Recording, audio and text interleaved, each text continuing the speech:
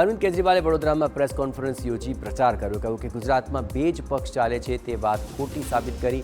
તેમણે paper leak અને લઠ્ઠાકાંડ જેવા મામલા પર 26 સાંસદોએ અવાજ ન ઉઠાવ્યો હોવાનો આક્ષેપ કર્યો. વડોદરા ભાજપમાંથી હકાલપટ્ટી બાદ જ્યોતિ પંડ્યાનો હોંકાર. કહ્યું કે મારા મનમાં કેસર્યો હતો છે અને મરીશ ત્યાં સુધી રહેશે. વડોદરાની જનતા મારી સાથે છે. લોકોની ઈચ્છા હશે તો આગળનો નિર્ણય પણ કરીશ. રાજકોટમાં લોકસભા માટે ઉમેદવાર જાહેર થાય તે પહેલા શહેર કોંગ્રેસમાં ભડકો. કોંગ્રેસના ઉમેદવાર તરીકે વિક્રમ સોરાણીનું નામ ચર્ચામાં આવતા વિવાદ.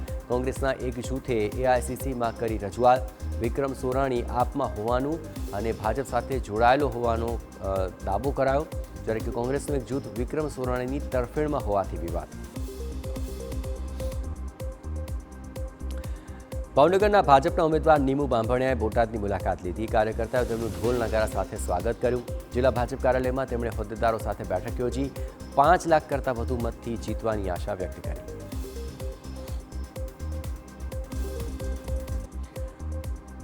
પોરબંદર કોંગ્રેસમાં મોટું ભંગાણ. એનએસયુઆઈના 75 જેટલા કાર્યકર્તાઓએ સામૂહિક રાજીનામું આપ્યું. એનએસયુઆઈના કુલ 400 જેટલા કાર્યકર્તાઓ રાજીનામું આપશે. આગામી દિવસોમાં ભાજપમાં જોડાય તેવી શક્યતાઓ. સુરત મહુવાના ધારાસભ્ય મોહન ધોળિયાનો સ્થાનિકોએ લીધો ઉધળો.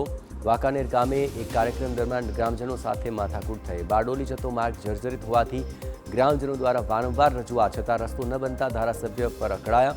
ઘટનાનો વિડીયો વાયરલ.